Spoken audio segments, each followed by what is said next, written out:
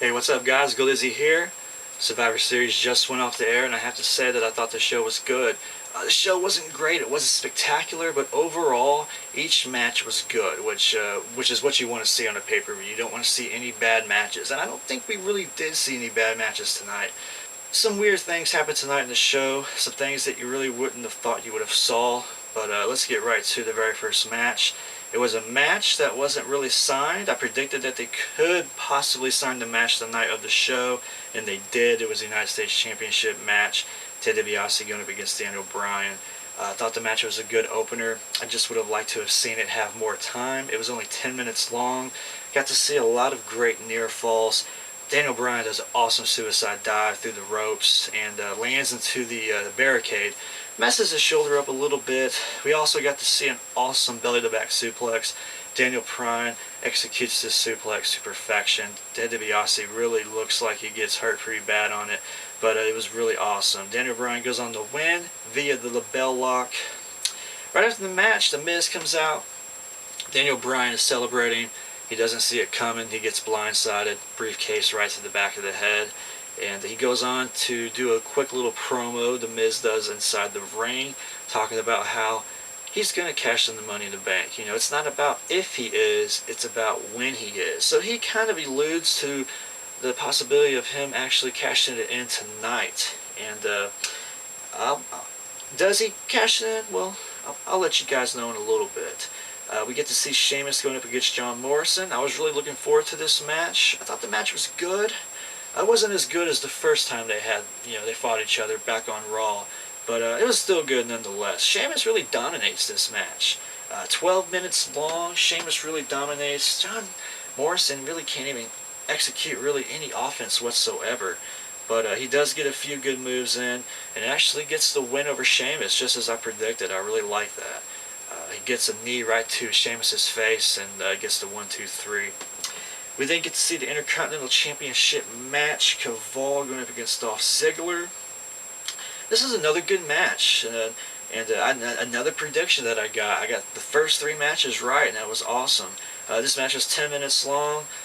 KAVAL does a nice, awesome, some kind of twist dive off the top rope. He lands on his feet. He doesn't hit Ziggler with it, but still, it was a nice little flip off the top rope. And anyway, Ziggler gets the win, gets the pin, holding the tights on KAVAL. Old school heel tactics at their best, but it was a good match. We got to see a promo after that with Jack Swagger and the rest of Team Alberto Del Rio. Alberto Del Rio is trying to get the team focused, trying to get them on the same page so they can go out and win. And right after that, we got to see the traditional Survivor Series Tag Team Elimination match, Team Mysterio and Team Del Rio. Team Mysterio's match had Big Show, Chris Masters, Kofi Kingston, MVP, and, of course, Rey Mysterio. And Alberto Del Rio's team had Cody Rhodes, Jack Swagger, Drew McIntyre, and Tyler Rex, along with Alberto. Let's see, the match was good. 19 minutes long. I would have thought that this match would have had at least 20 minutes or more. I didn't really expect it to be 19 minutes long, but it was, and it was good. I like the fact that 2 of Team Mysterio's members were eliminated right off the bat. You got to see MVP and Chris Masters get eliminated. I like that. I thought that was good. Of course, then Alberto Del Rio, he gets knocked out by the Big Show. He doesn't get pinned. He doesn't give up. But he gets escorted out of the ring by officials and taken to the back. So, and he never shows back up. I would have thought that he would have came back at the end, but he didn't. And then Cody Rhodes gets eliminated by the Big Show. Tyler X goes on to get eliminated. Kofi Kingston goes on to get eliminated. Then Swagger, then McIntyre, finally. And you have the Big Show and Mysterio as the sole survivors for Team Mysterio. I didn't like it. I would have liked to have seen Del Rio's team win. I thought that their team was just better, but I guess they weren't better. Not tonight, that is. Still, the match was good. I'm not going to take any points away because they won. It was still a good match. Okay, now, probably the best part of the show for me was the TLC commercial they showed right after this match. It was a stick figure commercial. I really thought it was funny. If you haven't seen it, please check it out. It was very entertaining. Let's see. Now we got to see the 2-on-1 handicap match for the Divas title. LAYCOOL going up against NATALYA. This was only 4 minutes long, this match. But in that 4 minutes, I got to see a lot of great things. First, I got to see a lot of great action on the outside. LAYCOOL got thrown into the crowd. NATALYA got Irish whipped into the barricade.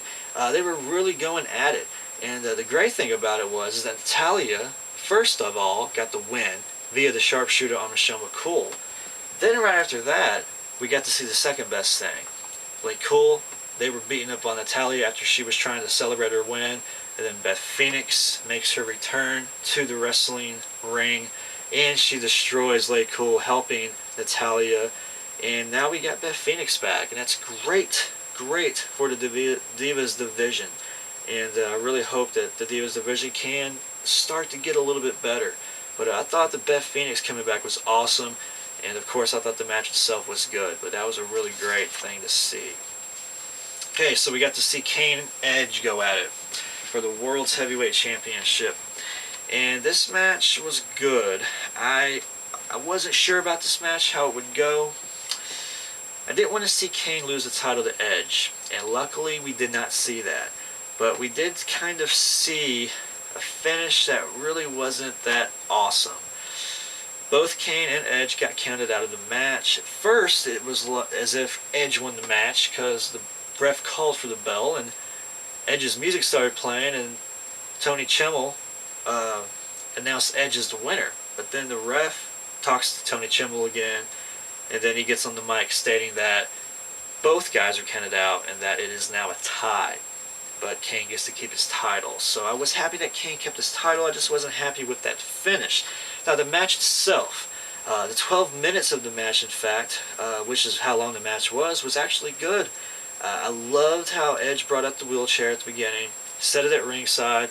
During the match, he, taunted Kane with it, because Paul Bearer is not there. He was kidnapped, Kane's father. So he was trying to use that to get inside Kane's head. Got to see a lot of great storytelling from Kane.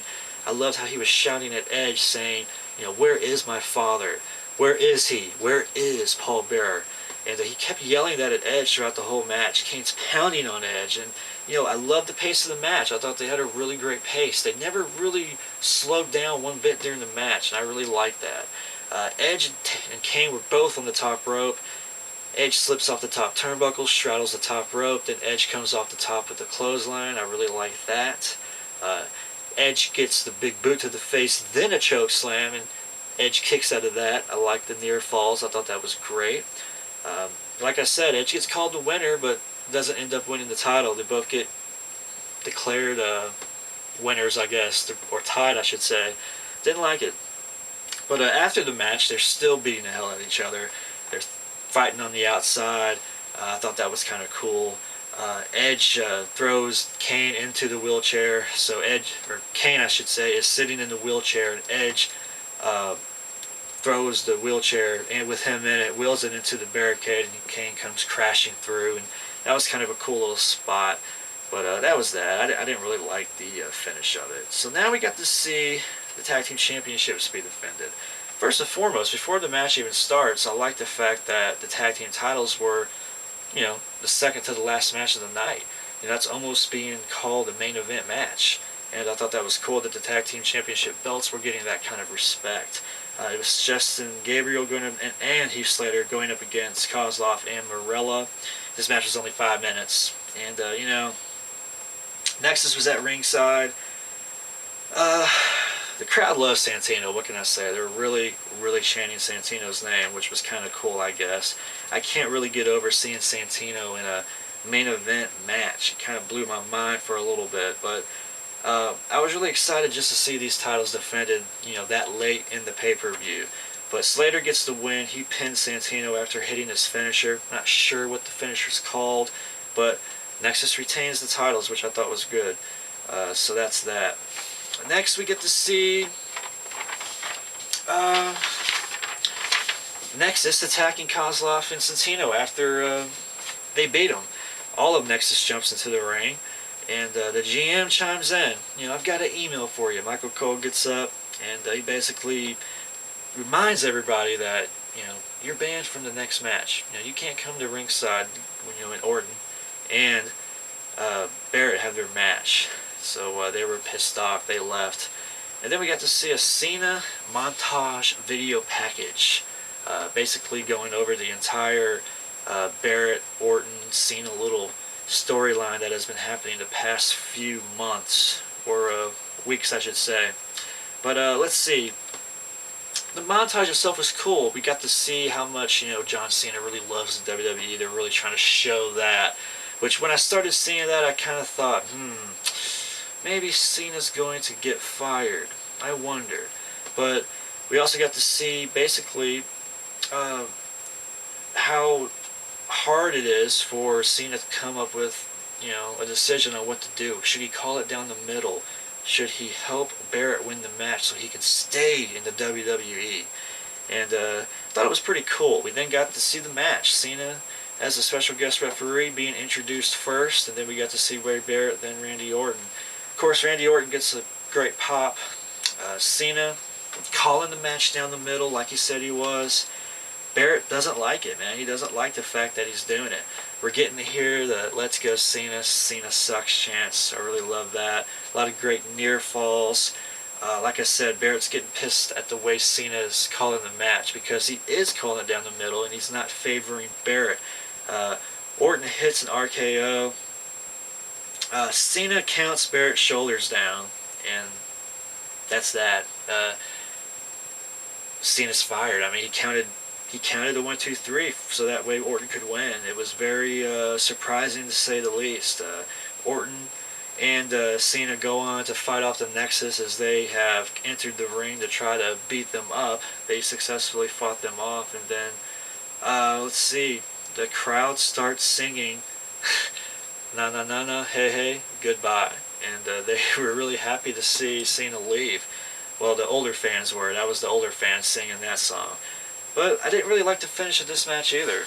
I'm not sure what they're going to do with this. I guess Cena's going to take some time off to make some movies, but it just didn't seem like it should have went that way, because this is Cena. He's the face of the company. So I'm guessing we're going to get some Cena free time for a while. I don't know. Raw should be interesting, to say the least. But Cena, he takes off his famous purple armbands. He lays them in the center of the ring, and then he goes on to salute the crowd, and he goes on to basically go out and shake hands and kiss babies, you know, and say goodbye to all the fans. The fans were really giving him a nice round of applause. He goes on to hug Michael Cole. He goes to the crowd to shake everybody's hand. I thought that was kind of cool. Cena says his goodbyes, and then the show's over. So that's that. I did pretty well in my predictions. I think I got 5 of the 8 matches right, which is not too bad. I thought the show was good, and I can't complain. What did you guys like? What did you dislike? This is the review. This is goldizzy. Peace out.